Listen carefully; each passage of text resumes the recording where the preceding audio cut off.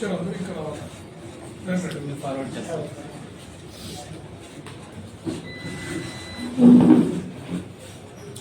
మీరే పేపర్ అండి. ఎవరో ఇద్దరి మధ్య సమ్ పెట్టి రీజన్స్ గురించి వెళ్తుంటారు వస్తుంటారు, వాళ్ళ మీద ప్రత్యేక నిఘా అవసరం లేదు.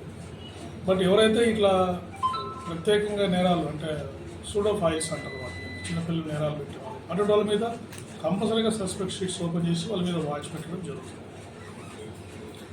తర్వాత ఈ సైబర్ క్రైమ్స్ మనకి ఇప్పుడు చూస్తే ఈ మధ్యకాలంలో ఈ డిజిటల్ అరెస్ట్ అని పోలీస్ ఆఫీసర్స్ రూపంలో సెల్ ఫోన్స్ వాళ్ళ మొబైల్ నెంబర్స్ ఫోన్ చేసి ఒక సెట్టింగ్ చేసుకొని మీ కంటైనర్లో మీ పేరు మీద కొరియర్ వస్తూ ఉంది, ఆ కొరియర్లో డ్రగ్స్ ఉన్నాయి అని చెప్పి ఫోన్ చేసి వాళ్ళని బెదిరించి చాలామందిని డిజిటల్ అరెస్ట్ చేసి ఒక 5 or 6 hours వాళ్ళని ఇంట్లో కూర్చోబెట్టి వాళ్ళ బ్యాంక్ అకౌంట్స్ నుంచి చాలా డబ్బు కొట్టేస్తున్నారు.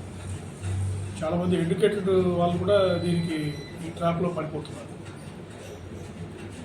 తర్వాత చాలామంది బ్యాంక్ అకౌంట్స్ మీకు ఇది పెడితే మీకు లాటరీ ఇన్వెస్ట్మెంట్ చేస్తే మీకు ఎక్కువ మొత్తంలో అమౌంట్ వస్తుందని చెప్పేసి డబ్బు ఇన్వెస్ట్ చేయించి తర్వాత పత్తా లేకుండా పోతున్నారు ఆన్లైన్లో.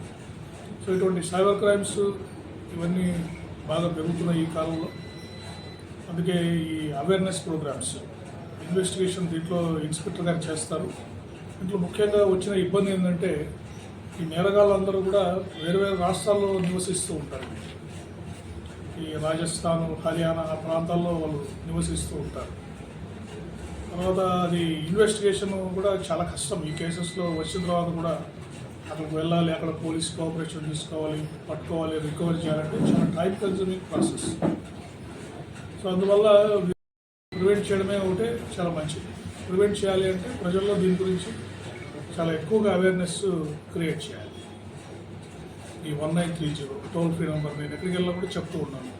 ఈ 1930 టోల్ ఫ్రీ నెంబర్ ఈ సైబర్ క్రైమ్ పోర్టల్కి అనుసంధానం అయ్యింది. అంటే ఎవరైనా బాధితుడు తమ డబ్బు పోగొట్టుకున్న 3 గంటల లోపల ఈ 1930 ఈ డిజిటల్ అరెస్ట్ చేశారు. ఫర్ ఎగ్జాంపుల్ మీకు డబ్బులు వెనక్కి ఇస్తామని చెప్పి డబ్బులు లాగేసుకుంటారు. అటువంటి ఏది డబ్బులు పోయిన తర్వాత వెనక్కి వచ్చేది ఉండదండి. 6 hours 24 hours తర్వాత మాకు కంప్లైంట్ చేస్తే ఆ డబ్బు బ్యాంక్ ఖాతాలోకి వెళ్ళిపోతాం. సో అందువల్ల 3 గంటలు ఇటువంటి మోసం జరిగిన 3 గంటల లోపల మనకు ఫిర్యాదు వచ్చినట్టయితే ఆ కన్సర్న్ బ్యాంక్స్కి ఇన్ఫార్మ్ చేసి ఆ డబ్బుల్ని మనం ఆపగలిగే కెపాసిటీ. అంటే ప్రజలందరూ ఏదైనా సైబర్ క్రైమ్లో డబ్బులు పోగొట్టుకున్న వాళ్ళు వెంటనే ఫిర్యాదు చేయాలి. 1930 టోల్ ఫ్రీ నెంబర్కి ఫిర్యాదు చేయాలి.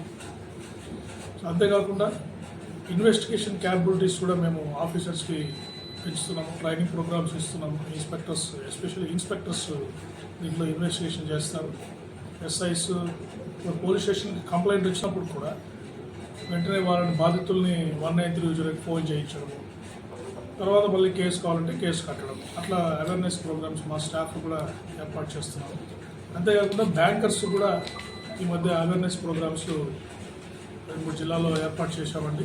మిగతా జిల్లాల్లో కూడా బ్యాంకర్స్ ఎస్పెషల్లీ సేవింగ్స్ అకౌంట్స్ నుంచి కరెంట్ అకౌంట్ ఈ ఫ్రాడ్స్టర్స్ అందరూ కరెంట్ అకౌంట్స్ ఓపెన్ చేసుకుని కొంతమందితో ఇక్కడ ఇండియాలో కొంతమందితో కరెంట్ అకౌంట్స్ ఓపెన్ చేయించి వాళ్ళ ద్వారా డబ్బులు ట్రాన్స్ఫర్ చేయించుకుంటూ వాళ్ళకి కమిషన్ ఇస్తున్నారని మనకు తెలుసు. మెయిన్ నేరస్తులు దుబాయ్లో ఉంటూ ఇక్కడ కొంతమంది ఇండియాలో కొంతమందిని కరెంట్ అకౌంట్స్ ఓపెన్ చేయించి పెట్టుకొని ఈ డబ్బు మన బాధిత డబ్బు ఆ కరెంట్ అకౌంట్లో పడుతుంది, ఆ కరెంట్ అకౌంట్ నుంచి కమిషన్ ఇస్తానని కూడా కొంత దర్యాప్తులు తేలుతారు.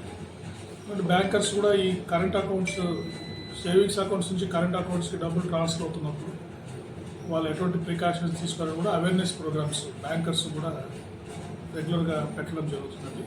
సో ఈ విధంగా సైబర్ క్రైమ్స్ ఇప్పుడు మనకు గవర్నమెంట్ కూడా త్వరలో ప్రతి జిల్లాలో ఒక సైబర్ క్రైమ్ పోలీస్ స్టేషన్ పెట్టడానికి అంగీకరించారు, గౌరవ ముఖ్యమంత్రి గారు అంగీకరించారు.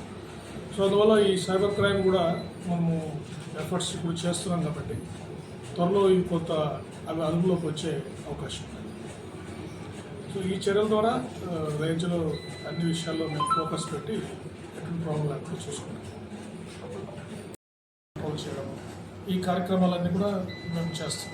పోక్సో నేరస్తులు నేను చెప్పాను ఇందాక తీవ్రమైన నేరాలు చిన్నపిల్లల మీద అటాక్ చేసే వాళ్ళ మీద మా టీమ్స్ రెగ్యులర్గా వాళ్ళ మీద కూడా వాచ్ పెడతాయి. సో ఇటువంటి మహిళల సేఫ్టీ గురించి కూడా చేస్తున్నాము.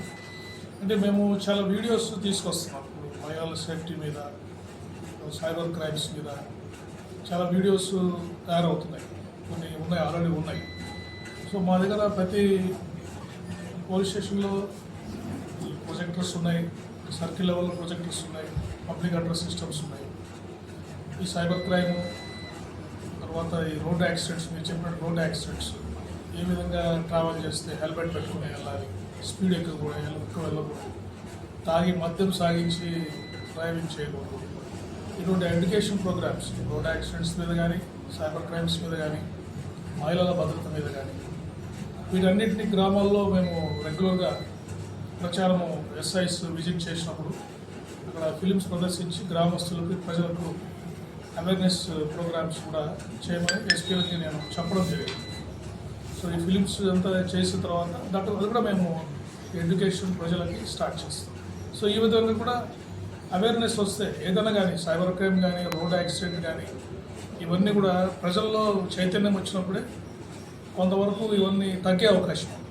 ఎన్ఫోర్స్మెంట్ సెకండ్ పార్ట్, బట్ నేను హెల్మెట్ పెట్టుకొని ధరించాలని ఆయనకైనా కాన్షియస్ ఉంటే ఆటోమేటిక్గా అతను సేవ్ అవుతాడు. సో అది అవగాహన పెంచడానికి మేము బాగా ప్రయత్నం చేస్తాం.